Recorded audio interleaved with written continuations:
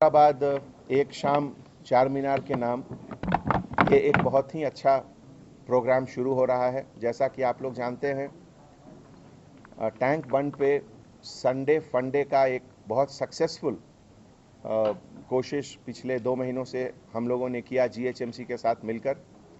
उसी तरीके से चार मीनार जो हमारी पहचान है हमारे शहर का, वहाँ भी हर दूसरे संडे यानी कि ऑल्टरनेट संडे महीना में 2 बार शाम को एक प्रोग्राम रखेंगे, जिसमें कि कभी कुछ कल्चरल प्रोग्राम होगा, कभी कुछ जैसे कल पुलिस डिपार्टमेंट के तरफ से हमारा एक बहुत अच्छा पुलिस का बैंड है, उस बैंड का डिमॉन्स्ट्रेशन होगा। तो इस सिलसिले में कहाँ कहाँ पार्किंग होगी, कहाँ डाइवर्शन होगा, हमारे डीसीपी ट्रैफिक करुणाकर साहब ने उसके पूरा इंतजामात किए हैं। तो मैं उनसे गुजारिश करता हूं कि आप कुछ लफ्ज़ बताएं उसके बारे में।